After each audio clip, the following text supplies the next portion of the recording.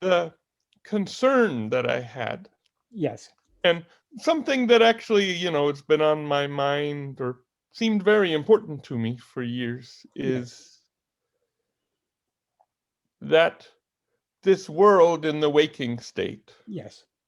including the perception of myself, most importantly, other people and animals, things I think are conscious, I say, this is a dream or like a dream.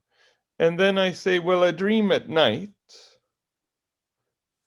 the dream that we call in the dream state, is that the same or is it different? The part that troubles me is that if I go and think about a dream that we call the dream state, yes, sure, the me that I see in the dream, that's not really my body. And, actually the world that I see is actually within my mind.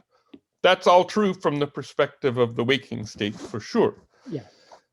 But the one thing I say is true is that there are feelings that I have in the dream. I may even be aware of thoughts I have in that dream. And those thoughts and feelings were there. But the other people or animals, the other jivas in the dream, I don't think they really, from the perspective of waking, they didn't have thoughts or feelings. And then I think, what about what we call the waking state, this waking state dream? So I'm thinking, well, don't these other people or animals in some sense have feelings and thoughts? Well, I say, Bhagavan says, when the ego comes, then the world comes. Yeah. Including the me, including God. But I would still, to me, I'm troubled thinking, isn't the waking state different in some respect? Like every jiva is like a valid reference point that the ego could have taken, whereas in my nightly dream, I don't think they are. So that's sort of, I think, what I said in the emails. Yes. Okay. The first thing to bear in mind is that Bhagavan was questioned a lot about this. People asked so many, pointed out what they considered so many differences between waking and dream. And Bhagavan always said, all these differences are from the perspective of your present state. In any other dream, if you were to be having this same conversation, you would be pointing out the same differences, because whatever state we are currently in seems to us to be the waking state. Okay. So when we're dreaming, we seem to be awake. And we assume that we are awake. And if we talk, in a dream, we can talk about dreams and we can say, but dreams aren't, see how real this is, but dreams are somehow different. We can point out so many differences, but that's all from the perspective of that dream. So however much people tried to point out differences, Bhagavan always insisted the state you are in now is just another dream. There's no fundamental difference between one dream and another dream. This is just another dream. But I understand what's the perspective from which you're coming. Now, when we think about dream, it's very easy for us to see that all the people we saw in that dream were just our own mental projection. The whole world was our mental projection. Even the body we seem to be was just our mental projection. That's how we are able to recognize it now. But while we were dreaming, that body seemed to be I. The world seemed to be real. And all the other people seemed to be real. Why is that? What gives the current dream its seeming reality? Whenever we dream, we always dream ourselves as a body. So since what is actually real is only ourselves.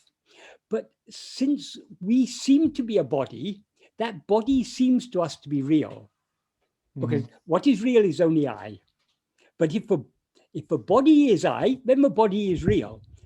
And since the body seems to be real, and since the body is obviously part of that dream world, the whole dream world seems to be real.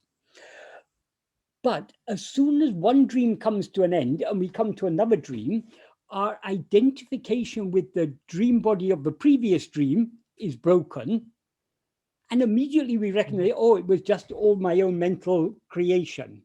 But while we were actually in that dream, we seem to be that body, and all the other bodies seem to be just as sentient as we are. That's one point to bear in mind. The other thing is, your concern is, now you're talking to someone called Michael. You know that you are aware, and it seems to you that Michael is also aware, because Michael is answering your questions and having a dialogue with you. And you'd probably tell me you're aware. At least you'd say that. You'd probably say you're aware. I would, yes, I'm ready to say I'm aware. But that's all in your view. It's only in your view that Michael is saying he's aware. So in your view, Evan is aware, and just like Evan is aware, Michael is aware. And all the other people are also aware. The truth is, Michael is not aware. The other people are not aware. Even Evan is not aware. What is aware is only ego. Ego is the I that is now aware of itself as I am Evan. But because this ego is aware of itself as I am Evan, so in other words, it seems to that ego that Evan is aware, because ego is aware. Since ego takes itself to be Evan, in the view of ego, Evan seems to be aware. And since Evan seems to be aware, all the other people seem to be aware. In other words, because ego takes itself to be a person, it takes every other person to be an ego. That's how the illusion of multiple jivas arises. If you read most of the texts, or the old texts on Advaita, and if you ask most people who consider themselves to be Advaitins, they may be sannyasis or head of Shankaracharya mats or anything, they will tell you, yes, there are multiple jivas. And they have an elaborate explanation. Firstly, they make a distinction between avidya, which means ignorance, and maya. They say avidya belongs to jiva, maya belongs to God. So God, by his power of maya, has created this world full of so many jivas. Most of those jivas are in ignorance, that is, they're covered with avidya. And because of their ignorance, they see the world as they don't see the world as it is. They, instead of seeing the world as Brahman, they see the world as a world. So this is, and then there are many analogies to illustrate this. The sun is one, but if you put many pots of water, you will see the sun reflected in many pots of water. So those pots of water are like the bodies. In that one sun is reflected in all those many pots. So that is why there are many, that's how, though all are only one self, that is the true nature of all is only one, but the jivas are many. So this is the majority viewpoint in Advaita. The idea of ekajiva, of only one jiva, is mentioned in some texts, but generally it's not very popular. It's not a very popular idea. Along with the view of nana jiva, that's of many jivas, the view that accompanies that is what is called Shrishti Drishti Vada. That is, God has created the world, and because God has created the world, now we see it. In other words, Shrishti, the creation, comes before the Drishti. We see it because it's already been created. So that is the view of creation that goes along with the view of many jivas. what Bhagavan taught us is Drishti Shrishti Vada. Just like in a dream, but the dream world doesn't exist independent of our perception of it. It is created by our seeing it. In other words, our seeing it and its creation are one and the same thing. Because where is it being created? It's only in our awareness, in our perception, that this world is created. It has no existence other than our perception. So this Drishti Shrishti Vada goes along with Ekajiva Vada. There's just one jiva, that means one ego, who has dreamt all this. But why this teaching is given, as you say, it's a useful model. It's not the ultimate truth, because the ultimate truth, as Bhagavan says, if we investigate this ego keenly enough, we'll find there's no such thing as ego at all. But now, so long as we see the world, he begins Uḷḷadu Nāṛpadu with the clause, because we see the world. That's no Uḷḷadu Nāṛpadu would be necessary if we didn't see the world. But because we see the world, we have a problem, because the world is full of all sorts of problems. So multiplicity is brought into existence by our rising as ego. That is, multiplicity exists only in the view of ourself as ego. Because we are joined by sight, as he says. Sorry? Because we are joined by sight, meaning because... Yes. Yeah, he said, because that is what he means by that. That's the, in the Kaliveṇbā version, he said, the first word of the first verse, he qualifies as we who are joined with sight. That means when we rise as ego, our nature is to see things other than ourselves. So, but throughout Uḷḷadu Nāṛpadu, Bhagavan is stressing that the root problem is ego. Because we rise as ego, we take the form of the body as I. And if we take the form of the body as I, the world and God will be likewise, as he says in verse 4.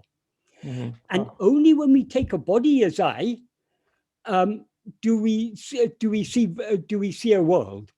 Has anyone ever seen a world without a body? He says in verse, so that one, previous one was verse 4, this is verse 5. And then in verse 6, he says, the world is nothing but the 5 kinds of sense perception, sight, sounds, taste, smells, and tactile sensations. It's nothing else. Other than these 5, it's nothing. There's nothing other than that. These 5 kinds of sense knowledge are known to the 5 senses. Since the one mind, or he doesn't even say known, they are perceptions to the 5, or their impressions on the 5 senses. Since the one mind knows these 5 impressions through the 5 senses, is there a world apart from a mind? So, I mean, and throughout Uḻḷadu Nāṛpadu, you can find in verse 9, he said the dyads and triads depend on one thing. What is that one thing? Ego. If you investigate what that one thing is, that one thing slips off and the dyads and triads go with it. In so many verses, he's repeatedly saying, verse 14, if the first person, the second and third persons will exist. But if you investigate the truth of the first person will come to an end, and second and third persons will come to an end with it. So he's saying the same thing in different ways, but he's saying basically the same thing in so many ways. So ego is the root cause of all these problems. So according to Uḻḷadu Nāṛpadu, and if ego comes into existence, everything comes into existence. If ego isn't, everything isn't. So this all clearly implies Bhagavan is teaching us there is one ego. Bhagavan doesn't deny that there are many people. Bhagavan is not the person we see him to be. But as Bhagavan said, because we take ourselves to be a body, we take him to be a body. But neither are we this body, nor is he that body. But in our view, Bhagavan is a body, a person. And he's very kind and very loving. And his love is equal to all. Even to the hornets whose nest he disturbed, he felt compassion and he allowed them to sting his thigh. So how much more compassionate can you get? So Bhagavan was so kind and so loving to all creatures without any distinction. For Bhagavan, there was no low or high or anything, because he saw everyone as himself. We see a world full of many jivas. What we see as many jivas, he sees as himself. But we can learn from his life. I mean, we can learn from the example, how kind and loving he was to all. There's a lesson for us in this. That is, though Bhagavan taught us that there's only one ego, one jiva, that he taught us that as an aid for us when we are turning within. Because so long as we are strongly attached to the world, we won't be able to turn within. Because as he says in verse 26, if ego comes into existence, everything comes into existence. If ego doesn't exist, everything doesn't exist. Ego itself is everything. Therefore, investigating what this ego is giving up everything. So long as we are attached to things other than ourselves, we won't be willing to give them up. So that's why we all say, Bhagavan says, nothing easier than knowing ourselves. But we all say, oh, no, it's so difficult. Whenever I try to turn my mind within, it keeps on coming out. Why does it keep on coming out? Because of our attachment to the world, because of our attachment to things other than ourselves. In other words, our Vishaya vasanas. We've got so much taste, so much liking, so much inclination to attend to things other than ourselves. Because only when we attend to things other than ourselves, that is, ego survives by feeding on other things, that is, by attending to other things. So in order to help us free ourselves from our attachment to this world, Bhagavan teaches us this entire world is nothing but a dream. It comes into existence only when you see it. So all your near and dear ones, all are your dream.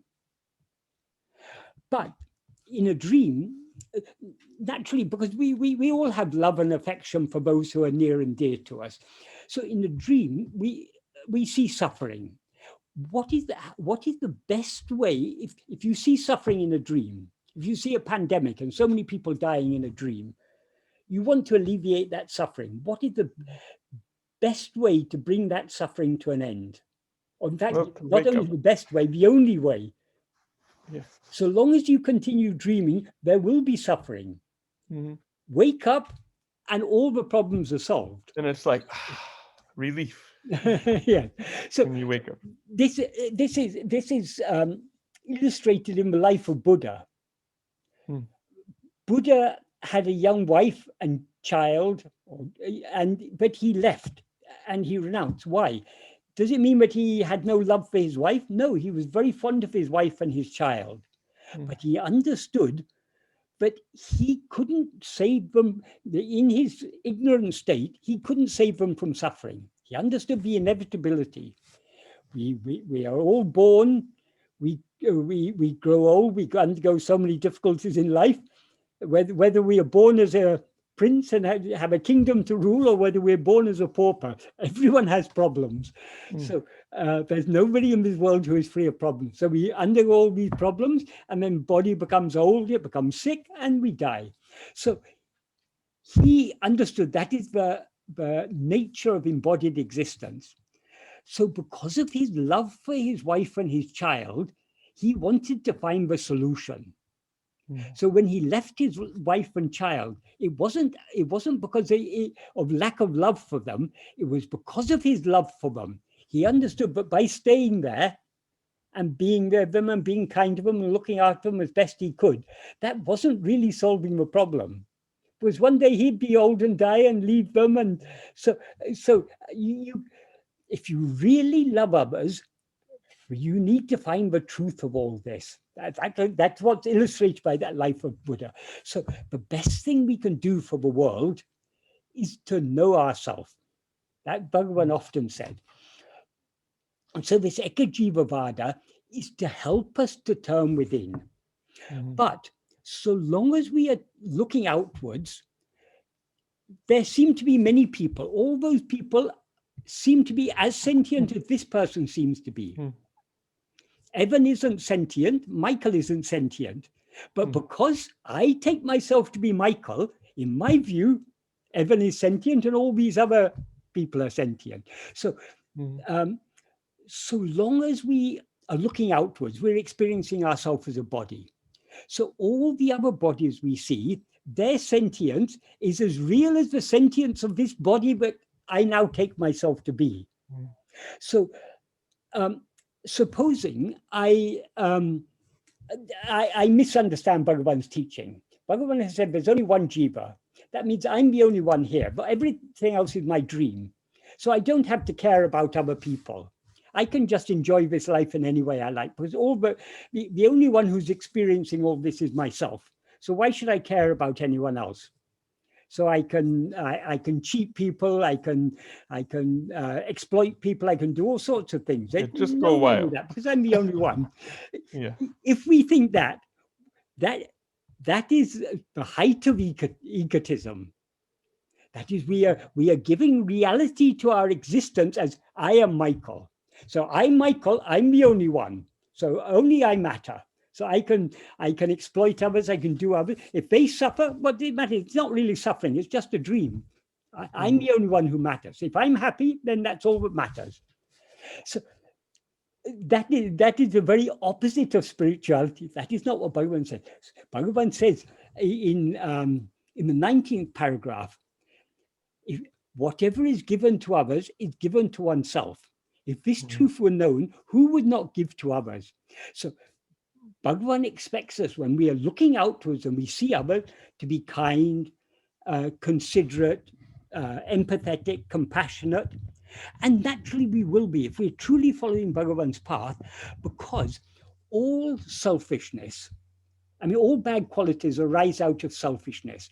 And selfishness is due to a strong identification of ourselves with a particular person. But the more we practice this self-investigation, the more ego will subside. The more we're surrendering ourselves. Self-investigation and self-surrender, though initially they may seem to be two different paths, actually they are one and the same. To the extent we turn our attention within, to that extent we are surrendering ourselves.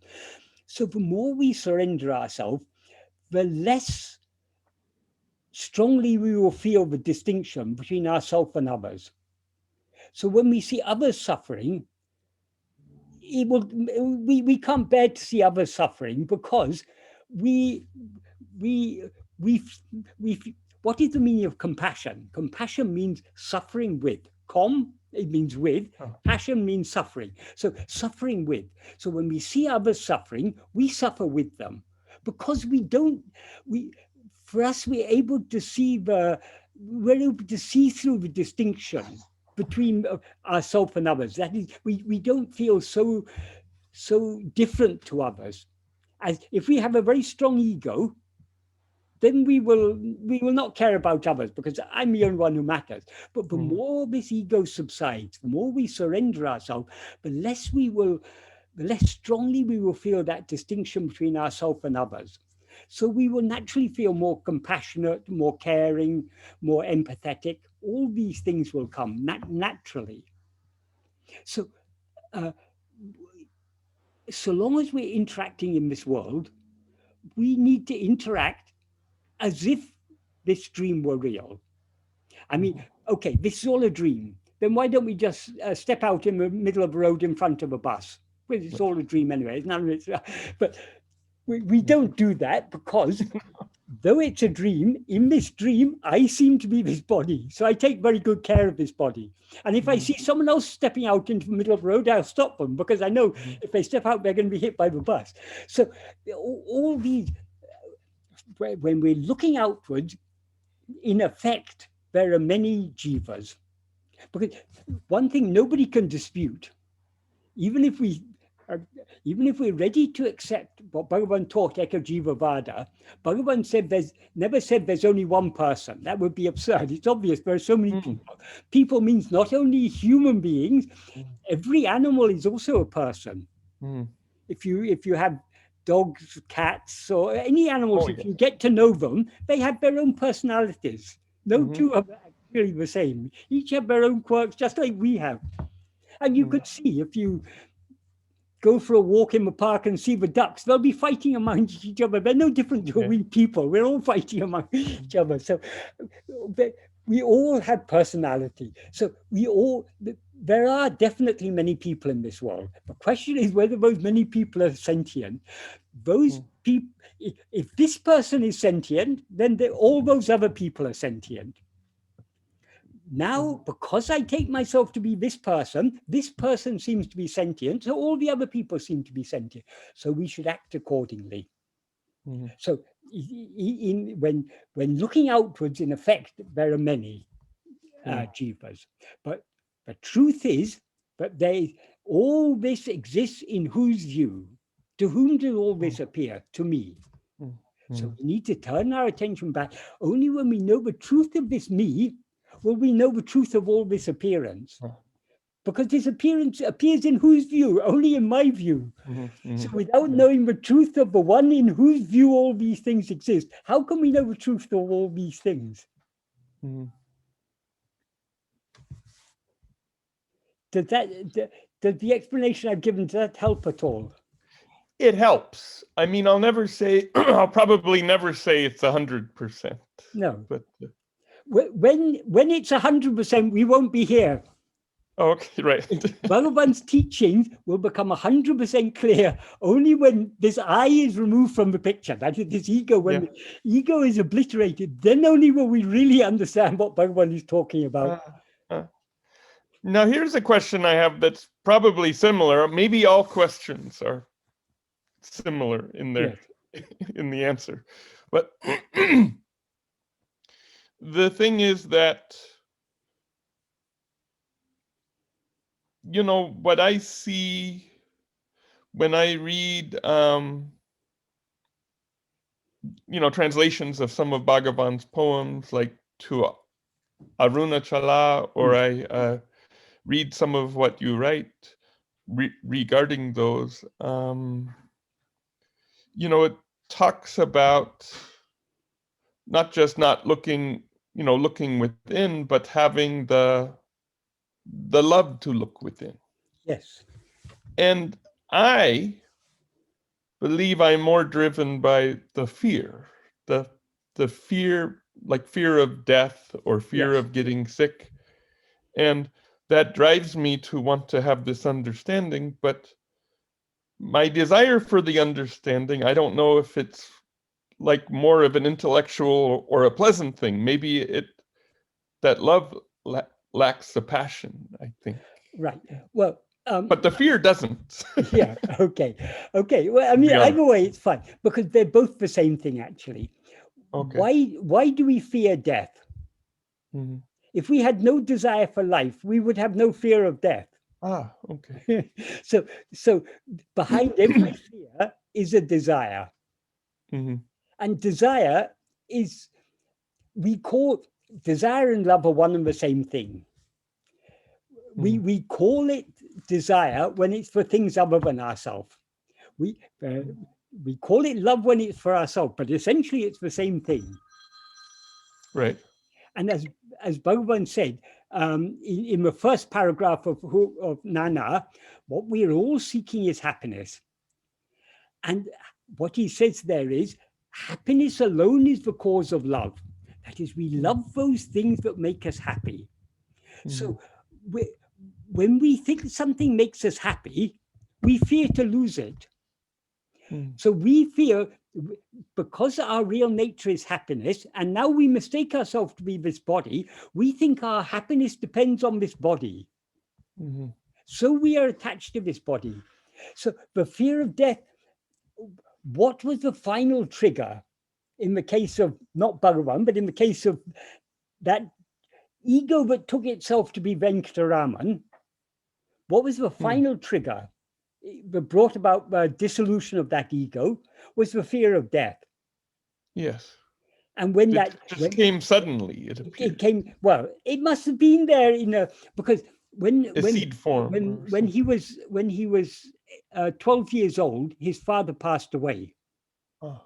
And I think at that time he was living in Dindigul or something. Anyway, he was brought to see his father. Because in India, they usually cremate fairly quickly. I mean, within usually the same day. But the body will be lying there on a bench or something. They'll have the body lying there before they take it away to the cremation ground. So Bhagavan saw his father lying there, and he saw everyone weeping. So he was puzzled. All this time, I've taken this body to be my father, but now they say my father has gone away. So this was a puzzle for him. Mm-hmm. And then he was thinking about it, and then he thought to himself, I now know the I in me. My father's I has left his body. So at that time, he got this idea, I am a body or something different. So already that discrimination was there at the age of 12. But this must have been in the back of his mind. So at that day when that fear of death came, what he feared is, with the death of his body, am I going to die? Mm. So what he was concerned about was not the body. He just lay down like a corpse. As he says in the Kaliveṇbā extension of verse 29 of Uḷḷadu Nāṛpadu, Pinnam pol tiendum, that is leaving the body like a corpse. So he just left his body as a corpse there. He just lay down. In some English books, they say he enacted death. He didn't enact death. He just lay down and turned his attention within. Actually, his body died. For about 20 minutes, his body was lifeless because he turned within with so much, such one-pointedness to find out who am I. And when he turned within, that ego was dissolved, and what remained shining was Bhagavan. Because that body had a destiny to be the guru for all of us and to show us the path to salvation, but after some 20 minutes or so, suddenly the life came back to that body. And that happened a number of times after that. In the early biographies, it was the incident when he was with Swami returning from an oil bath at Pachamunkoil, and when they came to the Amaiparai, the tortoise rock, Bhagavan sat down, and Swami thought he was maybe because of the heat of the sun, he was feeling lightheaded. So he came, and then he found Bhagavan it looked like Bhagavan was dead. So he felt Bhagavan, he found he was dead. So he embraced him and he was weeping. And after about 20 minutes, suddenly the body came back to life. So that was the only time that was witnessed by another person. So that was recorded in the old biographies as Bhagavan's second death experience. Oh, yes, I've heard of Bhagavan. Many inaccuracies were there in those early biographies. Bhagavan didn't say anything about it until many years later. So in his last years, Bhagavan once said, someone must have asked him some question about his second death experience. Bhagavan said, it wasn't the second death experience, it was the last one. That happened in about 1912 when he was about 32. He said between that first death experience when he was 16 and that last one when he was 32, it happened many times, but the body would become lifeless for some time. He'd be so absorbed in himself, but the body would become lifeless. And then suddenly it would revive. That wasn't witnessed by anyone until that last occasion when it was witnessed by Swami. After that, it didn't occur.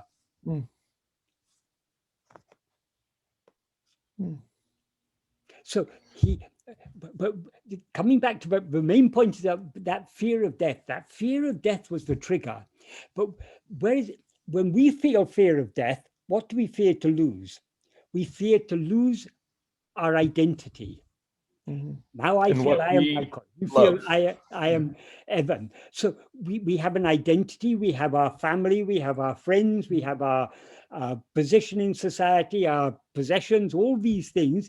We fear to lose these. So most people, when people have a near-death experience, like when people nearly drown or something, it is said they see so many events of their life flash before them like a movie film. That shows the mind is going outwards, trying to grasp the things they're attached to. Whereas in the case of Bhagavan, when the fear of death came, he wasn't fearing to lose his identity as Venkataraman. He wasn't fearing to lose his relatives or anything. It was his very existence he was concerned about. When this body dies, will I die? So he clung to I, turned his attention within to see who am I. And thereby that ego was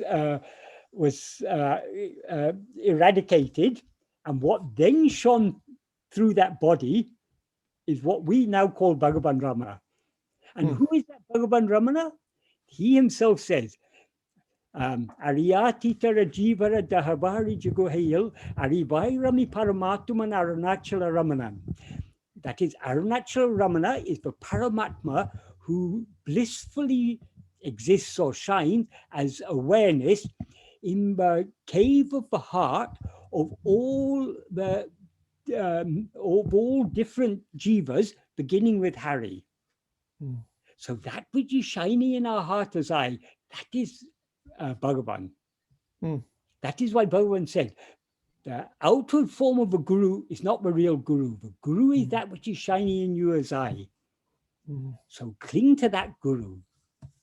Turn within and find the real guru within you. So but the outer guru has a purpose to turn us back, but the real guru is that which is shining in our heart as I.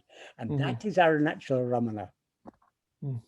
Then in the next two lines of that verse, he says, with a heart melting with love, if one enters and reaches the heart, the eye of knowledge will be opened and it will be known. So that he says there, with the parivalula muruhanala, that is the heart melting with love. So that love is the absolute key. It's the key. But when you say you have fear, that fear is just the other side of love. Oh, it's trying to protect the happiness. Yeah, yes.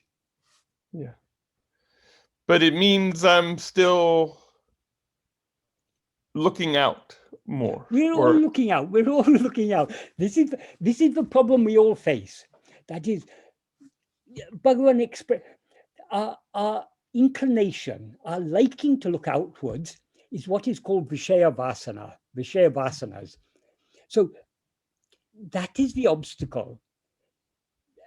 So long as we have a liking to look outwards, we are unwilling to let go and turn within.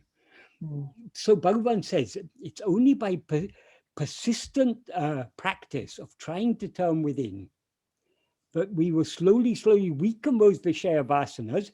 And to the extent we weaken the Vishaya Vasanas, Vishaya means phenomena, Vasana means inclination. So it's the inclination to experience phenomena, that is the obstacle.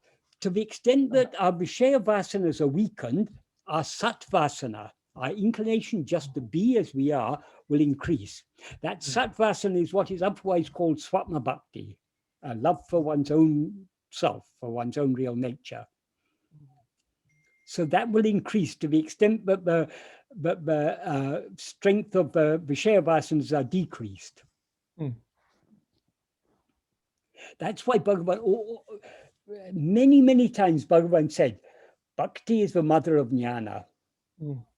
There can be no jnana without bhakti, without the love, no, because jnana will come only when we surrender ourselves.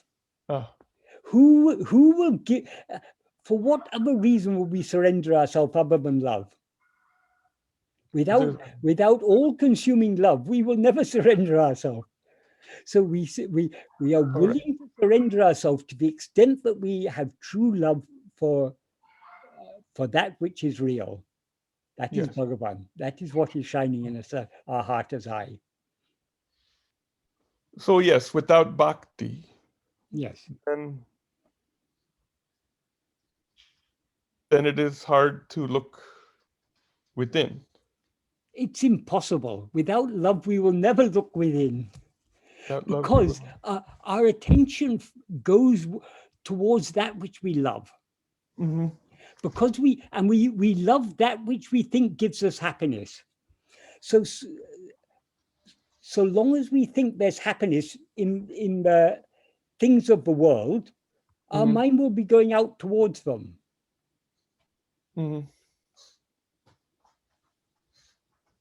And there is fear of losing that. And there's fear of losing that, of course, yes. Yes. I was reading about, it seems like all these things are related, all the questions. They're all related, yes. But, the other difficult question to make sense of, where things still seem like models that aren't perfect, is this idea of the fate versus free will. Right. And I think you even wrote another piece on that appeared like 2 days ago. Yes. And never it makes complete sense to me once again. Yes. But the thing is that, well, first of all, when we say things are determined, well, I get that you're saying it doesn't include the will. Yes. Our will. But in terms of what we experience, it can't be, if there's free will, it can't be everything we experience is determined. Of course, we experience our desires, and someone asked me about this in one of the comments on one of my recent videos. That is, when it is said everything that we experience, we have to understand it as everything that happens to us. Okay. But our desires and the actions we do driven by our desires are not what is happening to us, but what is happening by us. But the point is, that is what we have been taught by Bhagavan is the general principles. What we are to experience in terms of what is to happen to us, we cannot change. But we are free to want to change it. So the domain of free will is what we want to experience. The domain of fate is what we are to experience. He says in verse 19, the dispute about which prevails is only for those who don't have that knowledge, or that who do not discern the root of fate and will. That root, it means ego. So as ego, we have a will. We have likes, dislikes, desires, attachments, and everything. All these drive us to do actions. But whatever actions we do, driven by our will cannot change what we are destined to experience. So the will can never, what we want to experience cannot change what we are to experience. So will can never prevail over fate. Likewise, fate can never prevail over will. Whatever you're destined to experience cannot stop you wanting to experience something else.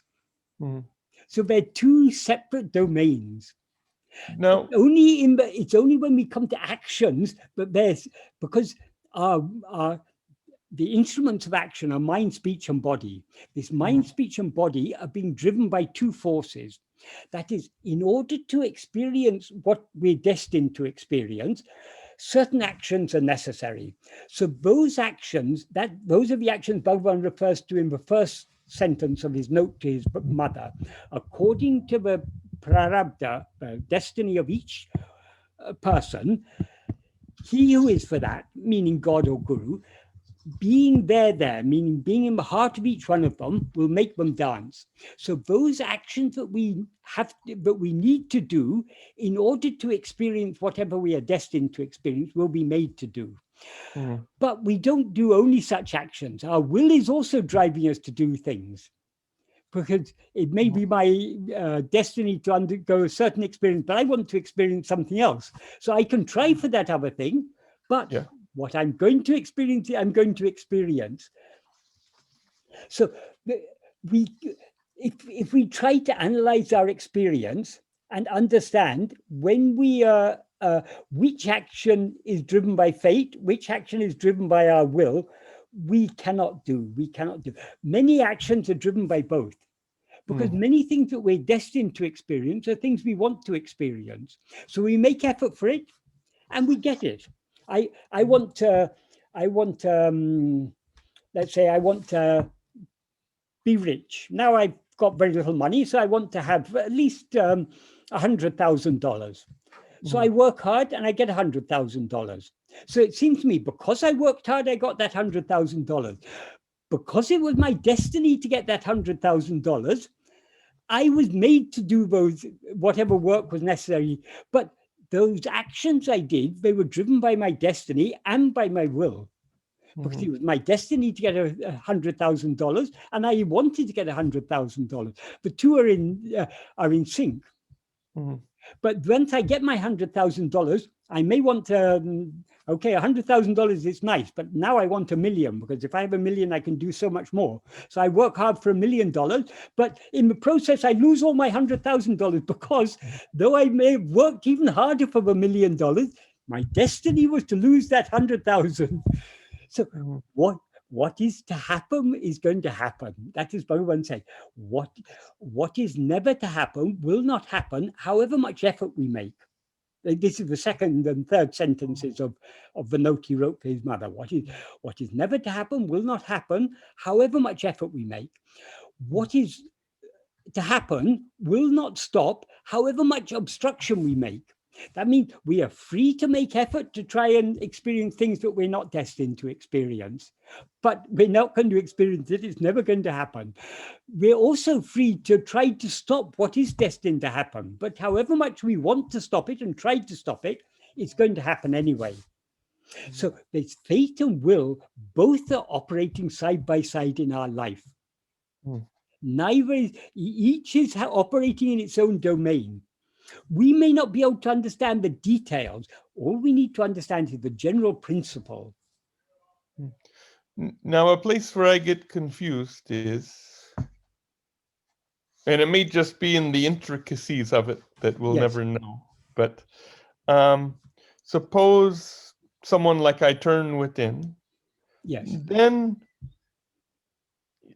I won't have the same desires and so on. So I'll probably treat people differently, for example. So then I'd expect them to act differently. So I would expect that if I, for example, turned within, that, at least little things in life would come out differently than if I didn't turn within. We think so, but our destiny, our prarabdha, is not just a random selection of the fruits of our past karmas, because we've done so many past karmas, we've got a huge heap of unexperienced fruit.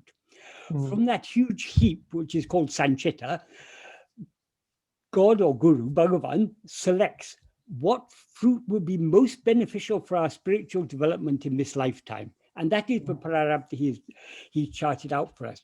But whatever our prarabdha is, it has been tailor-made for us.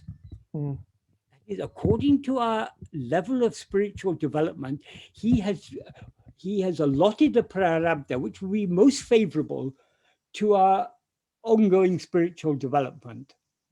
So because he's made the perfect prarabdha for us, it may seem that because I practiced self-investigation, thereby I became more humble and less greedy, and I treated people more kindly. And therefore, because I treated them kindly, they're treating me kindly. It may seem to us, but because of my Atma-vichara, therefore people are treating me more kindly, whereas I'm treating them more kindly. But that was it was all charted out.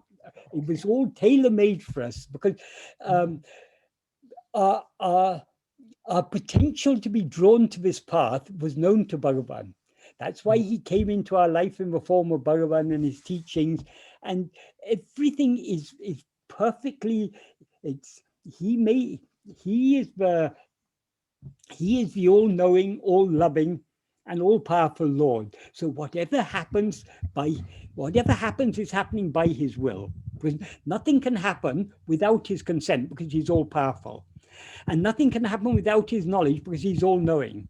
And nothing can happen without his consent, because he's all-loving. So whatever happens is with his consent, and it's what is good for us. So everything is going on perfectly. It's only from our little limited perspective we say, oh, this pandemic is very bad, it's causing so much suffering.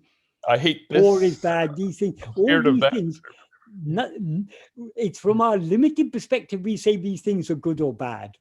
But in his view, he is not interested in giving us small pleasures. Maybe he does give us small pleasures sometime for some purpose, but his ultimate aim is to give us that infinite happiness that is our own real nature. So for whatever destiny has been charted out for us, that is the perfect destiny for us at our present stage of spiritual development. So does that mean even grace is part of that? Bhagavan said, grace is the beginning, the middle, and the end. What is grace? Grace is nothing but the infinite love that Bhagavan has for us. But Bhagavan doesn't have love for us as a person. Because Bhagavan doesn't see us as other than himself. So Bhagavan has love for us as himself. So that love that Bhagavan has for us as himself is what we experience as his grace. So it is grace that has allotted our prarabdha. It is grace that has attracted, that has drawn us to his teachings. It's grace that has given us that liking for his teachings, attracted us to his teachings. It is grace that gives us the love to try to turn within. It is grace that keeps on pushing us until we turn within and merge back into our soul. So every small detail is taken care of by grace. Grace is always abundantly available. But as Bhagavan said, people sometimes say, oh, God wasn't gracious to me. Bhagavan said that is a false accusation. God is always gracious. Grace is the very nature of God. God cannot be ungracious. The accusation of being ungracious cannot fall on God. It falls only on the jiva. Because God is so gracious, he is making himself ever available to us as close as possible. He's always shining in our heart as eye. So what can be a greater blessing than to be always available in our heart as eye? We are the ungracious ones. Instead of turning within to attend to him lovingly, we are attending to all other things. So by turning our attention outwards and thereby raising his ego, we are obstructing the flow of his grace, metaphorically speaking. So if we want to be fully benefited by his grace, we need to subside more and more. The more we subside, the more we will derive the benefit of his grace. Ramakrishna Paramahamsa gave a very nice analogy. The rain is always falling, but if it falls on a mound, it runs off. If it falls in a depression, it collects there. So the more we subside, the more the grace will accumulate. The more we rise as, I can do this myself. We are thereby rejecting the grace. We are letting the grace run off us, like water off a mountain.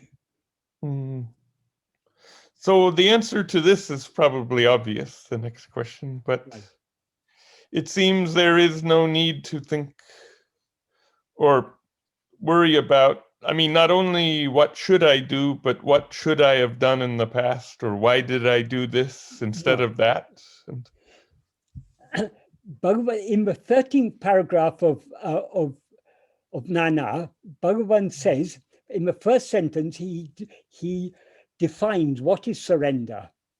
It is giving not even the slightest room to rising of any thought other than Atma-chintana, Atma-chintana literally means thought of oneself, but in other words, self-attentiveness. So not giving the slightest room to the rising of any thought other than self-attentiveness is, and thereby being as Atma-vichara, that means one who is firmly established as oneself, that is giving oneself to God. In other words, being so keenly self-attentive, but we don't give the slightest room to the rising of any other thought, is giving ourselves to God. So any thought goes against surrender. So, but there's so many things I have to think about. I've got so many responsibilities and everything, we may think. So Yeah, in like the remaining sentences, Bhagavan explains why it is not necessary for us to think. In the next sentence, he says, however much burden we place on God, he will bear all of it. Mm-hmm. When such is the case, why should we be thinking as if it's our problem? Leave even the burden of thinking to him. Let him think for us. Mm-hmm. And then he says in the next sentence, when that one Parameshwara Shakti, that one supreme power, ruling power, is driving all karyas, that everything that is meant to happen and should happen is being made to happen. Everything that we should do will be made to do. That is, our body, speech, and mind will be made to do. So when that one supreme power is driving everything, why should we, instead of submitting ourselves to it, yielding ourselves to it, why should we be constantly thinking it's necessary to do like this, it's necessary to do like that? And then in the last sentence, he gives that beautiful analogy of a passenger traveling on a train. Oh. The train is carrying all the burden. If we want, we can carry our burden on our head. But whether we carry it on our head or not, the train is carrying it anyway. So if we're wise, we'll put it aside on the train and we'll travel happily. So Bhagavan, the true sign of following Bhagavan's path is we'll be happy, we'll be carefree. We leave all the burden to him, and the only responsibility Bhagavan has given is to be happy, just to relax and be happy. I think 36 years and be ago, happy means we have to stop thinking of other things, turn our attention only within. I think 36 years ago, I read that analogy and thought it was beautiful. Yeah. And still I'm trying to absorb that very simple analogy. We all try. It's easy to understand, but to put it into practice means we have to stop thinking of anything other than ourselves. That is truly putting it into practice. So long as we're thinking about this or that, we're carrying the burden on our head. Only when we think of ourselves alone, only when we cling so firmly to self-attentiveness that we give no room to the rising of any other thoughts, then only are we truly leaving the whole burden to him. And that is what Bhagavan has told us to do. Yes. Okay. That helps to know that. Yeah. And we can't do it now. We still have too much desire and attachment. We're not yet willing to let go to that extent. But at least, as Bhagavan said, complete surrender may not be possible now, but at least partial surrender is possible. So let us little by little try surrendering. That means let us little by little try to turn our attention within. Let us try to wean our mind off its taste for going outwards. Oh yeah, like it comes to my mind some analogy Bhagavan had. Maybe it was in talks of Ramana, and something about tempting the cow that keeps leaving the shed with fine fodder. Bhagavan's and that's like what you're saying, the love of for the truth of. Bhagavan's path is a very gentle path. Bhagavan gave that analogy in the context of other paths like yoga, where you're forcibly trying to control the mind. Stick the square peg in the round hole. In self-investigation, you're running after the cow with a stick. The cow's going to run here, and instead of running after it with a stick, offer it some nice green grass and tempt it back. So in this path of self-investigation, which is the path of bhakti, the path of devotion, we are slowly trying to cajole our mind back within. so gently. There's a verse in Bhagavad Gītā, in I think chapter 6, verse 25, if I remember correctly. Bhagavan has translated it in Bhagavad Gītā Sāram. It's verse 26, I think, in Bhagavad Gītā Sāram. There he says, in Sanskrit, it's sane sane. Sane sane means gently, gently, gradually, gradually. In Tamil, he translated as mella, mella. So that is the approach. Gradually, gradually, gently, gently, we've got to draw our mind back within and fix it on ourselves. Ah, okay. There are two verses, those two verses in Bhagavad Gītā perfectly describe the practice of self-investigation. But people, there are 800 verses or so in Gītā, people overlook these two verses. But in these two verses, Krishna taught exactly what Bhagavan taught. To keep redirecting. Right? Yes. However much, it's the nature of the mind to wander. But however much it wanders, bringing it back and turning it within to fix it on itself, on oneself.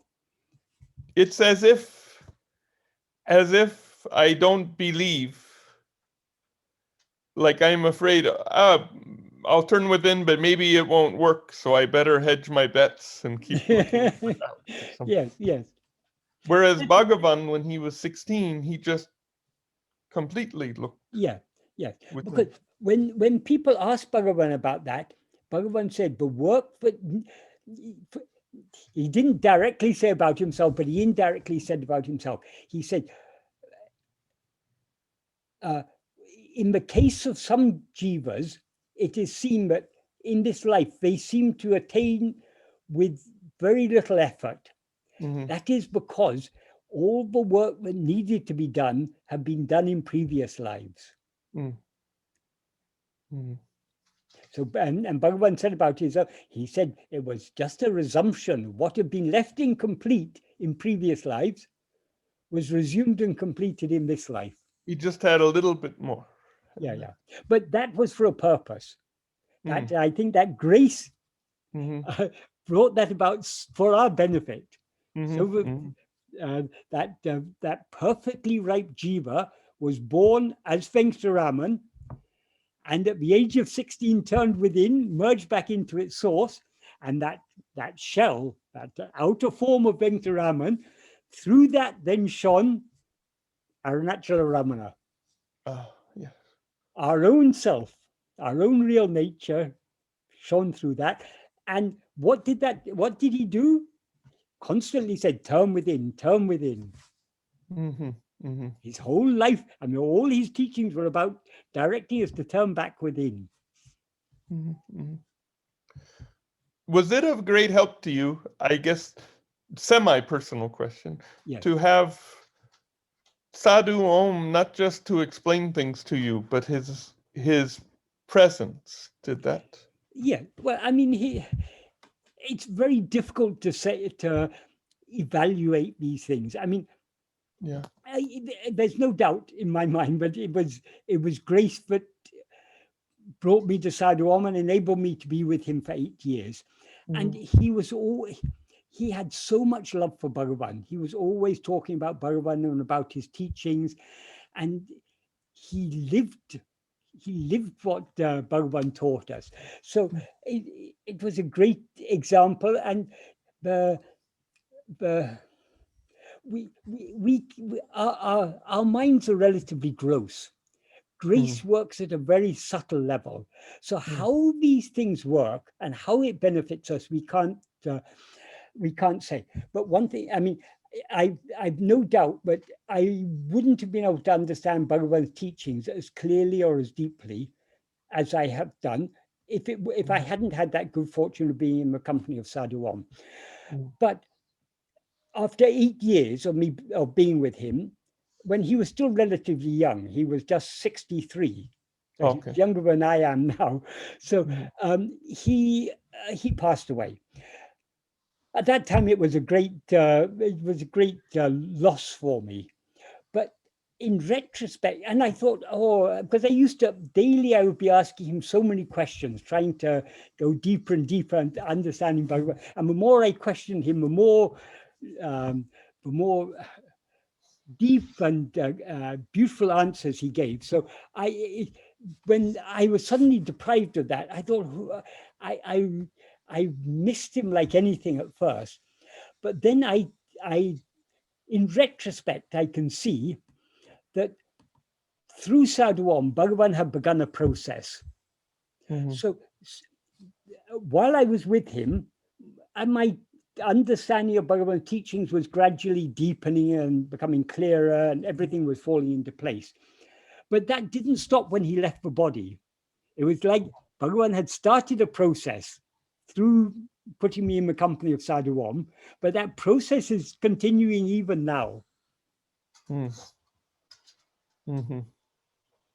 If you read things that I wrote some years ago, for instance, if you read Happiness and the Art of Being, that book, I wrote that now more than 15 years ago that I wrote that.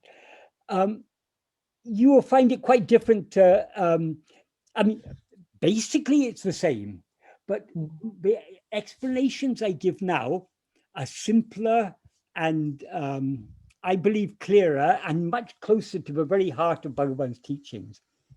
Yeah, when you talked about sleep, it seemed a little different to me. Yeah. I think, I mean, my understanding, because the thing about sleep, there are different levels of explanation about sleep. There's the more typical explanation of sleep that's given in the older texts. And Bhagavan sometimes talked from that perspective when that was suitable for people. But there's a much deeper understanding that Bhagavan gave us. But I mean, the usual understanding that in most Advaitic texts, it said the 5 sheaves can be classified into 3 bodies. So in the waking state, we take the gross body as I. In the dream state, we take the subtle body as I. And in sleep, it's the causal body, karana sarira. That is the, so in sleep, though it is said in the old text, but the vasanas remain in sleep. And the vasanas are what causes us to come out in waking and dream. That is okay for a suitable answer for people who are not ready to question more. But Bhagavan has explained deeper than that. Bhagavan has explained, for whom are the vasanas? Vasanas only ego's vasanas. So how can there be vasanas in the absence of ego? But Bhagavan, if we read books like Talks and Day by Day, we can see Bhagavan gave different levels of explanation suitable to the people who were questioning him. So, one thing I would say in the past 10, 15 years, I've come to understand more clearly the distinction between the different levels of explanation. So I can understand why those old explanations were given, but actually Bhagavan has simplified things a lot. So we don't have to cling to those old explanations. If we're ready, if we're ready to be satisfied with the simple explanations Bhagavan has given us, then all those older and more complicated explanations become superfluous. Like this thing about the 3 bodies. Bhagavan says,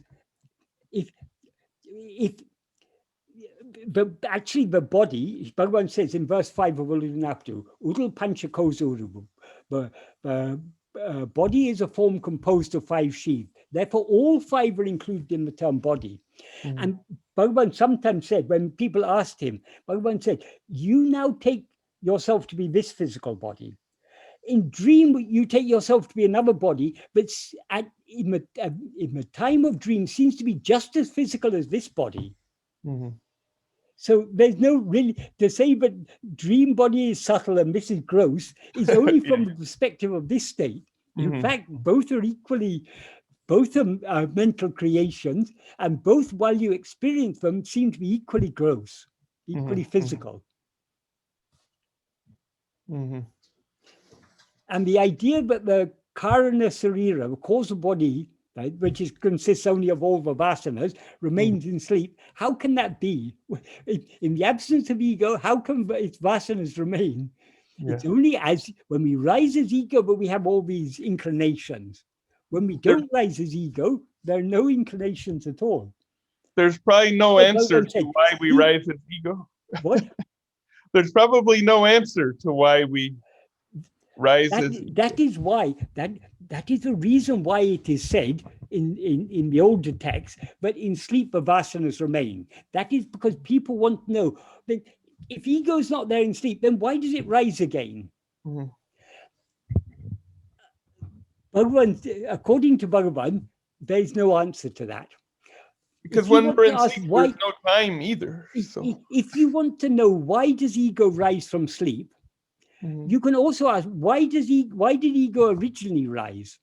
There is no answer to why ego originally rose. And likewise, there's no answer to why it rose from sleep. Because if we investigate this ego, we will find there is no such thing at all. It's not there, yeah. So how did the non-existent thing come into existence? The answer is it never came into existence. But it seems to have come into existence. Why? Because of lack. Bhagavan, sometimes it is said, but Bhagavan sometimes used to say, because of avichara, because of non-investigation. Ah, okay. That's of course not it's not an adequate explanation, because if you have to rise as ego in order to not investigate, to be guilty of non-investigation. So who hasn't investigated? But so according to Bhagavan, ego is the first cause. There can be no cause for the first cause. So everything, the non-investigation, the ignorance, the pramada, whatever you call it, all comes into existence along with ego, because they're the very nature of ego. So we cannot find, there is no cause for the rising of ego, because if we investigate it, there is no such thing as ego at all. So trying to give an explanation for how ego came into existence is like trying to explain how the son of a barren woman was born. Right. Just makes no sense. It makes no sense. Okay.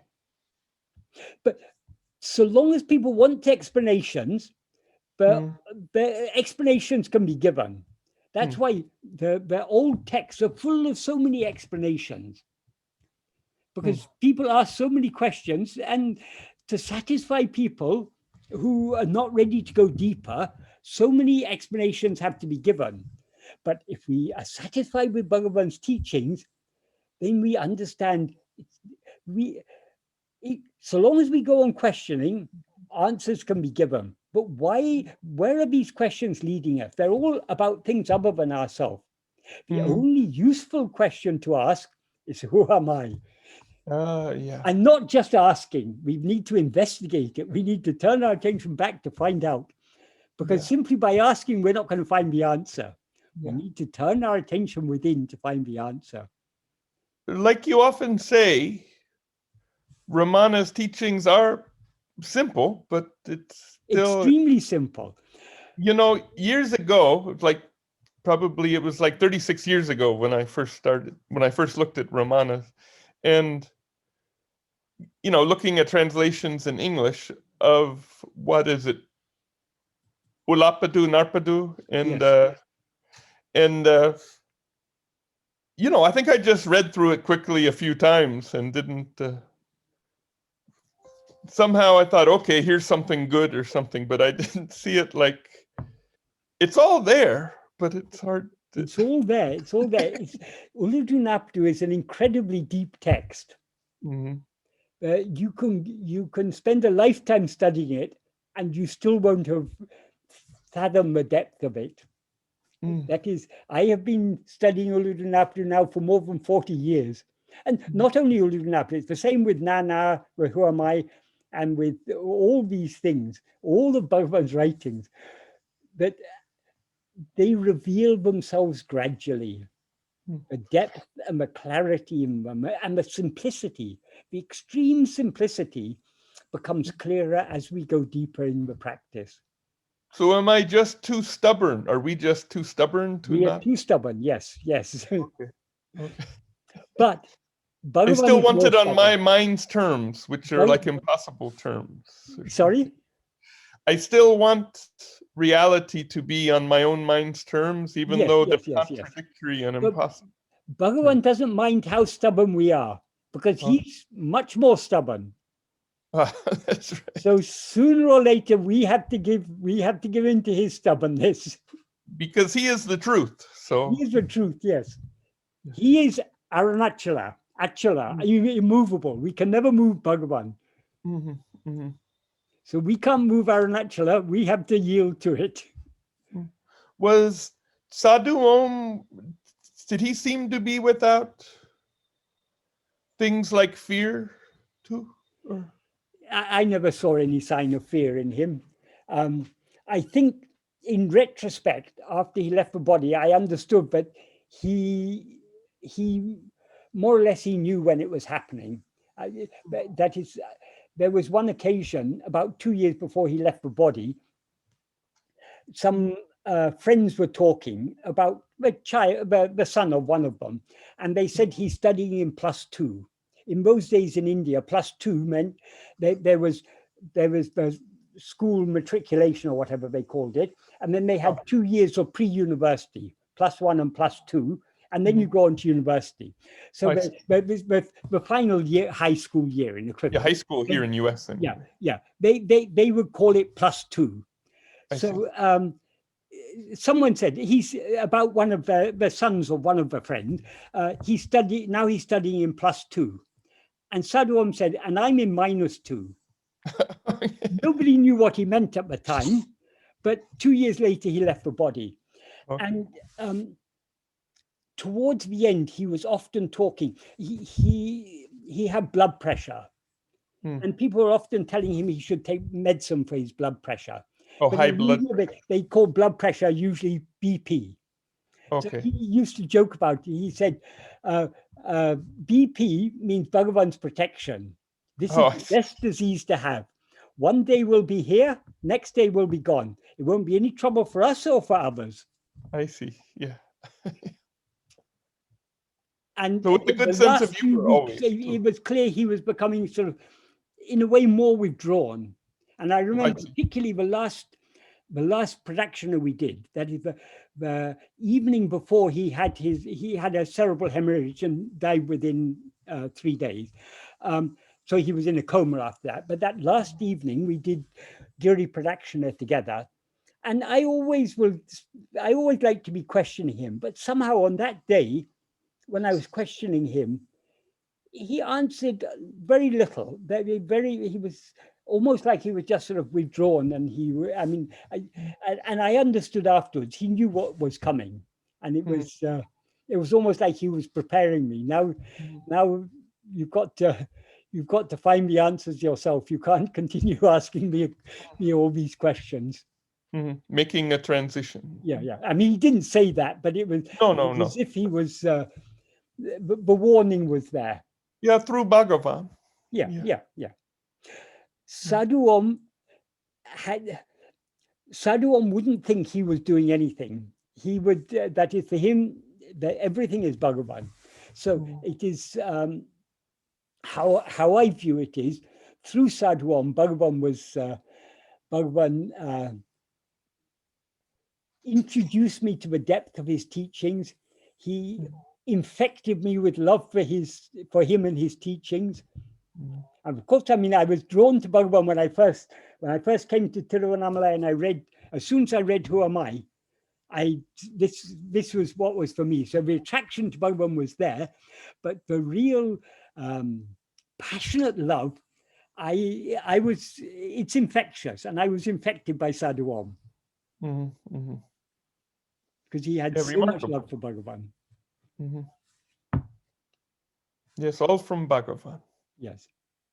And And I thank you too. I mean, you come through Bhagavan. Well, we all yeah. do. But I mean, my hearing. Again, it's not me. It's not me. To the extent it's me, that is, so long as an eye rises. I mean, I just say it's you. Yeah. But So it's only Bhagavan. yeah. Bhagavan puts his foot on this ego and shines forth. Perhaps that's it. But this ego. Yeah. So I can understand, or start to understand. I mean, through the original message, through Tamil and so on, and it's all flowing. I mean, it all flows through Bhagavan. It all flows. He is the source. He's the source of all clarity and all love. Yeah. So when I thank you, I'm thanking Bhagavan too. Right. Okay. Yeah. Then on most terms, I accept your thanks. Oh, but yes. Not me I mean, accepting. I mean, I pass them on. I mean, the worst thing is just to give praise to somebody. But, yeah, it is. It is. But But even that, if we are being protected by Bhagavan, even the praise we receive is good, because it's a challenge to us. When it's very tempting when someone praises us to believe that we're worthy of that praise. But so I take the praise I receive as Bhagavan not testing me, because Bhagavan doesn't need to test us. Bhagavan knows that, but it's almost like a training Bhagavan is giving us. It's an exercise. It's an exercise, yes. Yeah. Not believe, but Bhagavan has made it very easy for me, because I know my defects very well. Oh, right. I know how strong my vasanas still are. So when people praise me in any way, I'm not able to believe them. So if I begin to believe them, then I'm in for a downfall. But because I know so very well how imperfect I am, Bhagavan is there by saving me. Oh, yes. It's just so tempting to believe. Oh, yeah. It's very nice to believe, oh, I'm special. Yeah. But Bhagavan won't allow that to happen. But I mean, there are just a handful of people that bring that Bhagavan is used to bring the message to. Who knows? Bhagavan. I mean, outside of India. So it's. In Ramayana, there's a story about I can't remember the details of the story, but at one point, Rama takes a blade of grass and uses it as a brahmastra. Brahmastra is the most powerful of all great weapon. So Bhagavan can take any worthless thing and use it for his work. Yeah. So it's not. Just like he could turn any question around, right? Yeah. Who is asking this question? Yeah. Well, this has brought some clarity to me. I'll never say 100% until I don't have a question. But... When you get 100% clarity, you will no longer be there. Okay. We have to. That is, Bhagavan says in verse 21 of Uḷḷadu Nāṛpadu, he ends. Uṇādal Khan means becoming food is seeing. So only when we are swallowed by the grace will we experience the full clarity. When we are that grace or clarity. When we are that clarity. Yeah.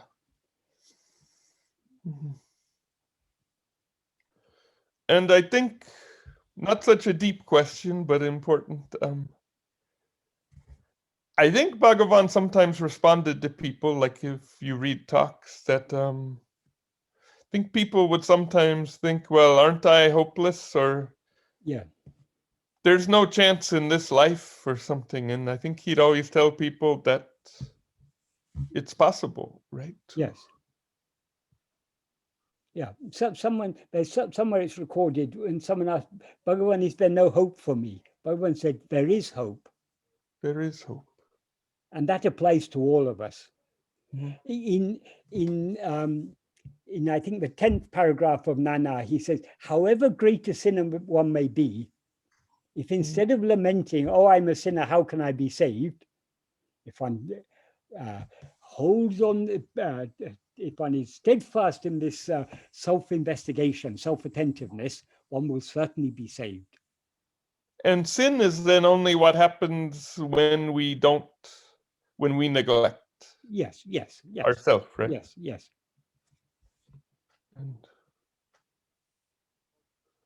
All right, so I will keep trying. As will I.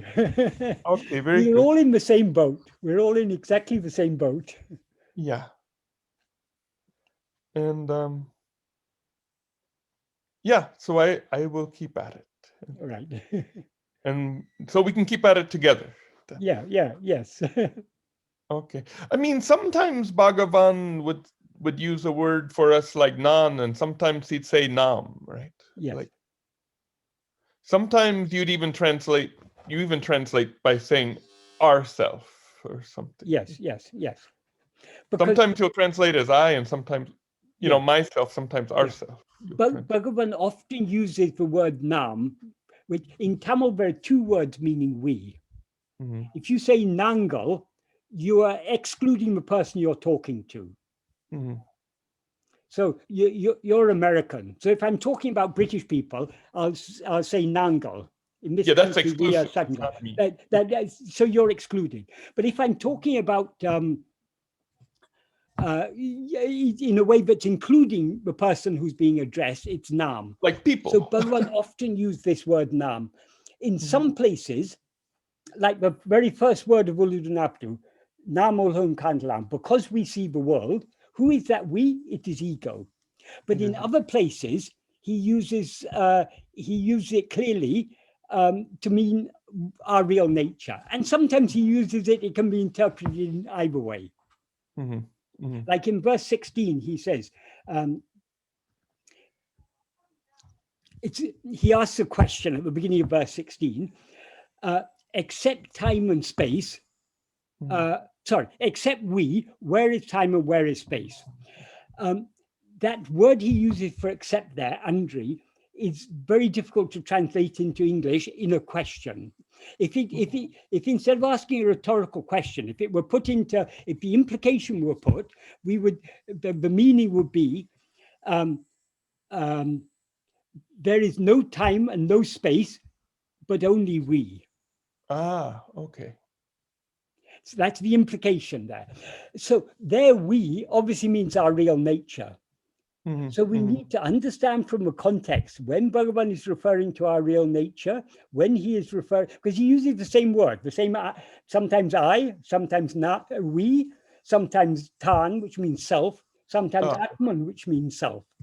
It means self in the sense of oneself. So it can mean oneself as ego or oneself as one actually is, one's real nature. Atma is like Tan, right? But it's like Tan, yes. Just Sanskrit. Yes, but people generally think, oh, Atman is Brahman. So as soon as the word Atman comes, they think, oh, it's talking about the real self. But there are many contexts, like, for example, a very simple one, Atma Samapanam means self-surrender.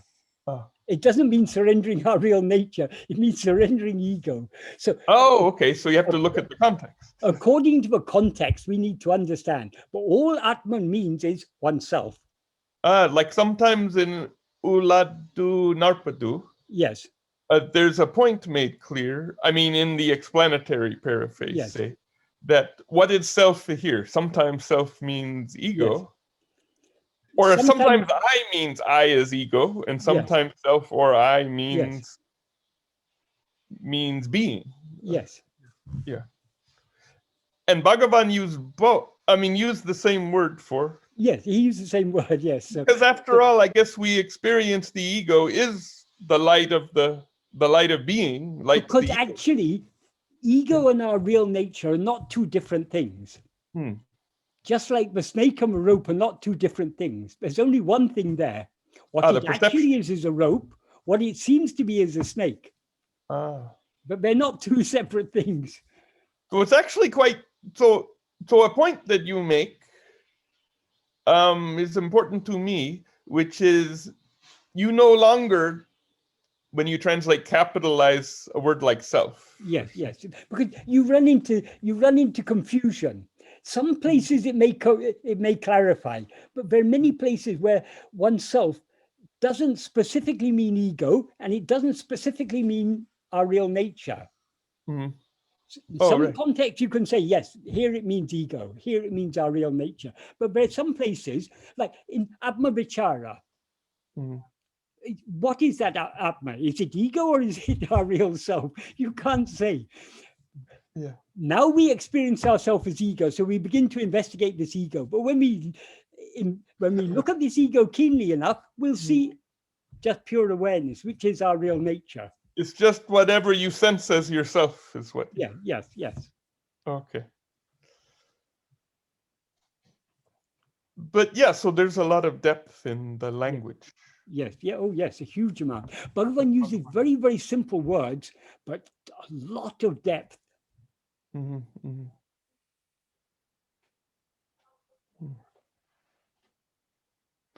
Thank you very much, Michael. All thanks to Bhagavan. Oh, yes. All thanks to Bhagavan. And I even thank Bhagavan for bringing me here to this. Well, thank you very much, because I mean, when people ask me questions, I just love I love talking about Bhagavan's teaching. So Ramakrishna Paramahamsa used to say, if one drunkard meets another drunkard, they're both very happy. Likewise, if one very good. If one devotee meets another devotee, they're very happy. So that's true. We are, and I'm sure I'll have questions again, but right now I feel somewhat satisfied. Yeah. And now I just want to do Atma-vichara as best I can. Moment by moment, right? Yeah. We can only do it moment by moment. Mm-hmm. I don't know if I ever do it in my nighttime dreams, but if you did it in your nighttime dreams, usually, if you remember to turn your attention back to yourself, it usually brings about the awakening.